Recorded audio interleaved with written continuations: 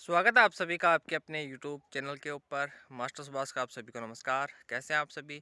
उम्मीद है बहुत मस्त होंगे, स्वस्थ होंगे और एकदम अपनी तैयारी में व्यस्त होंगे। और जिनका भी फिजिकल हो चुका है उन सभी को बहुत बहुत बधाई। जिनका आने वाले दिनों में है वो रेस्ट करो, और जिनका कुछ दिनों के बाद में उनको तैयारी करनी चाहिए अपनी जम के। तो देखो, जिसका भी टाइम थोड़ा सा ज़्यादा आ रहा है वो टेंशन मत लो। जितनी कोशिश हो सकती है उनके पास जितना टाइम है उसके अंदर जितनी प्रैक्टिस आप कर सकते हो उतनी प्रैक्टिस करो। जितनी आप प्रैक्टिस करोगे उस प्रैक्टिस से ही आपका टाइम कम होगा। इसके अलावा और कोई उपाय नहीं है आपके टाइम को कम करने का इलाज। जितने आप शूट मार सकते हो, जितनी आप रनिंग कर सकते हो उतनी आप रनिंग करो। जितनी आप रनिंग करोगे उसी हिसाब से आपका टाइम ऑटोमेटिकली कम होना स्टार्ट हो जाएगा। आपको खुद महसूस होगा ये चीज़। इसके अलावा इस वीडियो में हम बात करेंगे कि आपका जो आरओ का है, बीएसएफ हेड कांस्टेबल आरओ वाले हैं, उनका जो डिक्टेशन टेस्ट है वो किस प्रकार से हो रहा है। और दूसरी चीज़ ये है कि अगर आप दोनों जगह पास है, आरओ के अंदर और आरएम के अंदर, तो आपको एक ही फिजिकल करना है, दूसरा फिजिकल आपका ऑटोमेटिक पास हो जाएगा। ये होता है हमेशा से। पिछली बार जब 2019 वाली वैकेंसी थी उसके अंदर भी ऐसा था कि जिसने हमारे साथ आरएम का फिजिकल कर लिया था वो आरओ का फिजिकल में ऑटोमेटिकली पास थे। जैसे अगर आपका सबसे पहला जो फिजिकल है, आज 19 जनवरी है, तो 19 जनवरी को आपका आरएम का अगर फिजिकल हो चुका है और 23 जनवरी का आपका आरओ का फिजिकल है, तो सिर्फ आपको जिस दिन आप 23 को जाओगे उस दिन सिर्फ आपका डिक्टेशन टेस्ट होगा, आपका फिजिकल नहीं लिया जाएगा, क्योंकि आप ऑलरेडी क्वालिफाई हैं आरएम के फिजिकल के अंदर। तो ये बात है आपके फिजिकल की ऑटोमेटिक पास वाले की। इसके अलावा हम बात करते हैं कि आपका जो आरओ का है डिक्टेशन टेस्ट किस प्रकार से लिया जा रहा है आपसे। तो सबसे पहले जब आपकी ये 17 तारीख की बात है, 17 तारीख को मेरी कैंडिडेट से बात हुई थी। उसका दिल्ली के टिगरी कैंप के अंदर उनका फिजिकल था आरओ का। तो उसने बताया कि जैसे हमने 7:30 बजे एंट्री ली, एंट्री लेने के बाद में उनका डॉक्यूमेंटेशन हुआ।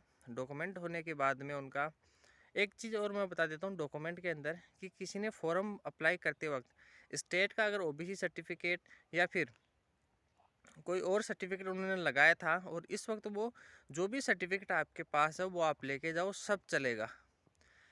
चलेगा कौन सा सर्टिफिकेट नहीं, अगर आपने 10th और 12th के अंदर कोई चालबाजी खेली है तो वो सर्टिफिकेट आपका नहीं काम करेगा वहाँ पर। इसके अलावा जो भी आपका मूल निवास है, आपका कास्ट सर्टिफिकेट है, सब वहाँ वैलिड है, सब चलेगा आपका। सिर्फ 10th और 12th के अंदर जो अगर आपने 420 करी है तो वो आपका नहीं काम करेगा वहाँ पर। इसके अलावा सारी चीज़ें आपकी वहाँ मान ली जाएंगी। आपको टाइम भी दिया जाएगा कि आप 4-5 दिन के अंदर जाके बनवा सकते हो। और अगर आपने स्टेट का अगर सर्टिफिकेट लगा दिया है, कास्ट सर्टिफिकेट, तो कोई दिक्कत नहीं, आप सेंटर का वहाँ लेके जाओ, सेंटर का वो अपडेट कर देंगे आपका प्रोफाइल के अंदर। जैसे आपका आरओ का फिजिकल था उस दिन, तो डॉक्यूमेंट होने के बाद में फिर आपका हाइट होता है, चेस्ट होता है और वेट होता है। चेस्ट के अंदर देखो, वो कोशिश कर रहे हैं कि आपका चेस्ट बिठा दिया जाए, आपको पुशअप वगैरह लगाने के लिए बोला जाता है। और जब आपका चेस्ट का नंबर आए उससे पहले ही आप पुशअप लगाना स्टार्ट करोगे, तो जब तक आपका नंबर आएगा तब तक आपका चेस्ट के अंदर काफ़ी फ़र्क आ जाएगा पहले के मुकाबले। तो आप बिल्कुल शर्माओ मत। कोई ऐसा लगता है कि यार आप चेस्ट डिप्स लगाना स्टार्ट करोगे तो कोई देखेगा आपके ऊपर हंसेगा, ऐसी कोई बात नहीं भैया, हाथ से नौकरी चली जाएगी आपके। और ऐसे मौके बार बार नहीं मिलते हैं, बहुत मुश्किल से मिलते हैं ऐसे मौके कि आप बीएसएफ आरओ और आरएम के अंदर पास हैं किसी भी एक स्ट्रीम के अंदर। तो आपको डरना बिल्कुल भी नहीं है। आपको डिप्स लगा लेनी है ताकि आपका चेस्ट 2-3 सेंटीमीटर बढ़ जाए। और आपका जब चेस्ट नापा जाता है तो बिल्कुल कॉन्फिडेंस से आपको चेस्ट नापना है, और जितनी आप सांस भर सकते हो चेस्ट के अंदर फुलाते वक्त, जितनी आप सांस अंदर भर के जितना आप कोशिश करोगे अपनी बॉडी को इस तरीके से चौड़ा करने की, तो आपका चेस्ट आराम से बैठ जाएगा, कोई दिक्कत नहीं होने वाली। और वो भी आपको सपोर्ट करते हैं बिल्कुल।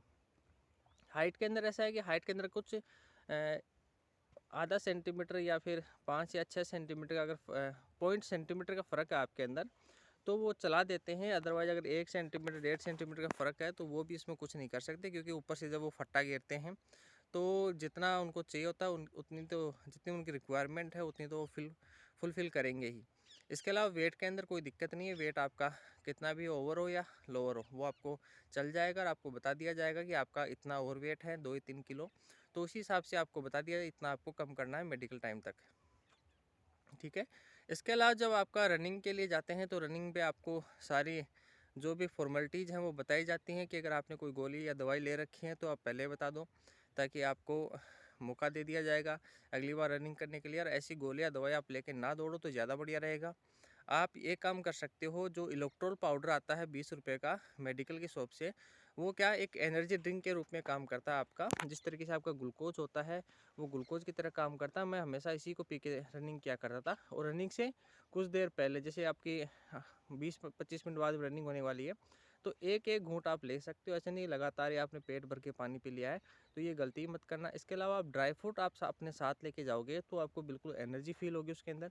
इसके अलावा और केले खाने से आप बचना है, क्योंकि केला क्या होता है आपके पेट में जाके वज़न बढ़ाएगा आपका, और बिल्कुल वो अंदर जाके बैठ जाएगा। हो सकता है उससे आपको पेन होना स्टार्ट हो जाए बाद में। तो रनिंग जब आप करो उससे पहले अगर आप केला वाला खाते हो तो उसको अवॉइड करना।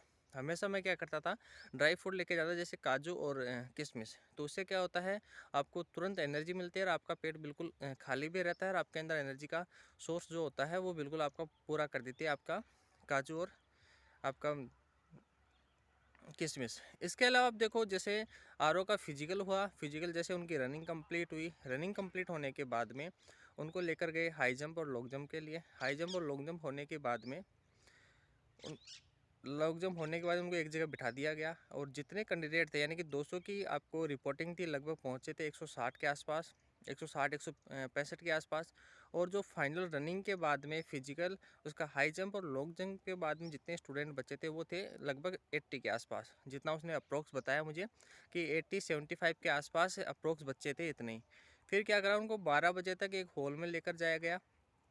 हॉल के अंदर उनको बिठा दिया गया, जो भी उनके वो थे, जो काट पुट्टी होती है नीचे लगाने की, फट्टा होता है, वो अपना अपना साथ लेकर जाना आप, अगर आपका आरओ का डिक्टेशन टेस्ट है तो वो अपना अपना लेकर साथ में गए थे। उनको रूम में बिठा दिया गया। एक ऑफिसर आता है, सामने टेबल लगी होती है और माइक लगा होता है, तो वो आपको बोलना स्टार्ट करता है एक पेज, यानी कि 150 पेज का जो पैराग्राफ है वो आपको बोला जाएगा और वो आपको लिखना पड़ेगा। जैसा उसने मुझे बताया कि 150 पेज का पैराग्राफ था, और वुमेन एम्पावरमेंट के ऊपर, यानी कि महिला सशक्तिकरण के ऊपर उनको एक पैराग्राफ बोला गया था।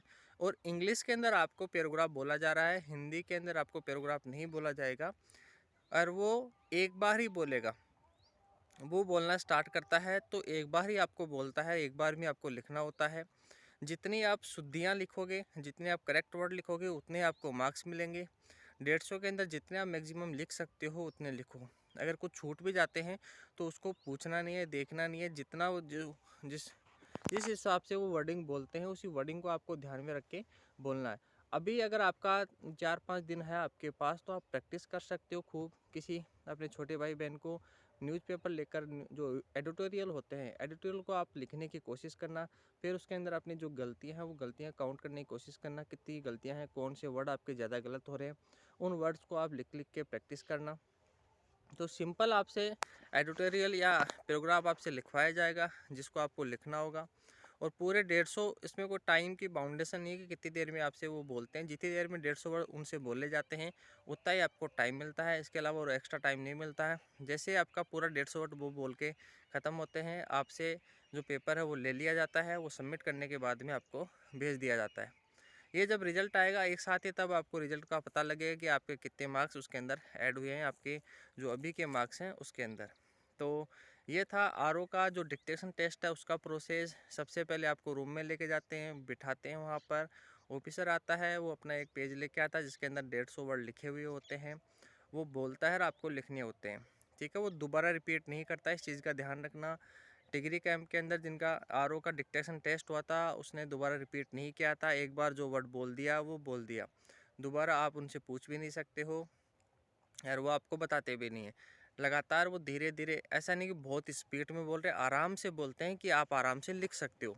अगर आपकी स्पीड अच्छी है, आपने प्रैक्टिस अच्छी करी है, तो आराम से आप लिख सकते हो। इतना आराम से बोलते हैं वो। ऐसा नहीं कि बहुत तेज़ बोलते हैं, और ऐसा भी नहीं है कि बहुत स्लो बोलते हैं। आराम से बोलते हैं कि आराम से आप वर्ड लिख के आगे बढ़ सकते हो। तो जिनका भी आने वाले दिनों में डिक्टेशन टेस्ट है आरओ का, तो जम के तैयारी करो। जितनी आप तैयारी करोगे उसी का आपको फल मिलेगा डिक्टेशन टेस्ट के अंदर और फाइनल एग्ज़ाम के अंदर। जितने मार्क्स आप ला सकते हो, ये आपके मेरिट में आपको उतना ही ऊपर रखने की कोशिश करेंगे। और आप सभी को ऑल द वेरी बेस्ट। जिनका भी आने वाले दिनों के अंदर फिजिकल है वो बिल्कुल अपनी तैयारी करते रहो, और ध्यान रखना चोट वगैरह आप मत लगवा लेना। अगर हाई जंप लॉन्ग जंप के अंदर आपको दिक्कत आ रही है तो कोशिश करो कि आप दिन में 5-6 बार एक साथ ज़्यादा ट्राई ना करने की कोशिश करो। जैसे एक बार आपने 3-4 बार कूद लिया तो ठीक है, इनफ है। जितना आप ज़्यादा कूदोगे एक बार में उतना ही आपका परफॉर्मेंस ख़राब होगा और आपको लो फील होगा। तो दिन के अंदर आप 5-7 बार कर सकते हो। जैसे आपने सुबह के 8 बजे कर लिया, फिर 11 बजे कर लिया, फिर दिन में 2-3 बजे के आसपास कर लिया, फिर शाम को 5-6 बजे के आसपास आपने और प्रैक्टिस कर ले। तो इस प्रकार से आप करो, एक साथ ही लगातार कूदने की कोशिश मत करो, क्योंकि अगर एक बार आप आ गए हो, आपने जो लाइन क्रॉस कर दी है तो ठीक है, अपने अंदर कॉन्फिडेंस रखो। और जो कॉन्फिडेंस रखेगा उसी का फिजिकल आराम से क्लियर होगा। अगर थोड़ी बहुत कमी है वो भी पूरी हो जाएगी, कि जिस दिन आपका फिजिकल होगा उस दिन आपका जो कॉन्फिडेंस लेवल है वो हाई रहना चाहिए, उसी से आपका फिजिकल निकलेगा। और इस अपना अंदर ये फील मत रखो कि मेरा 7 मिनट आ रहा है, मेरा पता नहीं होगा कि नहीं होगा, तो ये आपको बहुत परेशान करेगी चीज़। अगर 7 मिनट भी आ रहा तो भी आपका फिजिकल आराम से हो जाएगा, अगर आप कॉन्फिडेंस रखोगे और जान लगा दोगे उस दिन, जिस दिन आपका फिजिकल है उस दिन। क्योंकि आपको 6.5 मिनट रनिंग करके ही तो रुकनी है। ऐसा तो नहीं कि आपको बहुत ज़्यादा भागना है, 2 किलोमीटर 3 किलोमीटर भागना है, सिर्फ 1600 भागना है और 6.5 मिनट के अंदर भागना है। अगर 7 मिनट के अंदर आप आ रहे हो तो आराम से आप 6.5 मिनट के अंदर भी आ जाओगे। तो देखो, ये बात थी आपके आरओ के फिजिकल के बारे में। अगर और कोई अपडेट मिलती है मुझे तो मैं आपको ज़रूर सूचित करूंगा। और फिर भी अगर आपका कोई डाउट बचता है जो मैंने यहाँ छूट गया है मेरे से, तो आप कमेंट सेक्शन के अंदर उसका पूछ सकते हो। और डॉक्यूमेंट का बार बार एक ही चीज़ आती है कि सर मेरा ये डॉक्यूमेंट लगा दिया, मैंने वो डॉक्यूमेंट। आपने कोई भी डॉक्यूमेंट लगा दिया 10th और 12th के अलावा, अगर ITI के अलावा, इन 3 डॉक्यूमेंटों के अलावा आपने कोई डॉक्यूमेंट आपसे गलती से कुछ दूसरा लग गया है तो कोई दिक्कत नहीं है, वो चेंज हो जाएगा। उसके आप टेंशन बिल्कुल ही मत लो, नया बनवा के लेकर जाओ। भर्ती से पहले का हो चाहे अभी आपने आज का ही डेट का क्यों ना बनवाया हो, सब चलेगा मेरे भाई। डॉक्यूमेंट में किसी को बाहर नहीं करते। जो ये सर्टिफिकेट होते हैं आपके, डोमिसाइल सर्टिफिकेट हुआ, कास्ट सर्टिफिकेट हुआ, इसके अंदर कोई आपको बाहर नहीं करता। EWS का आपका ज़रूर 22 और 23 का बनवा के लेकर जाना आपको, वो आपका 22 और 23 का ही चलेगा। ठीक है मेरे भाई, मिलते हैं नेक्स्ट वीडियो में। तब तक के लिए अपना ख्याल रखना। चैनल के ऊपर अगर पहली बार हैं तो लाइक शेयर और सब्सक्राइब करना ना भूलें। Take care, bye, all the very best.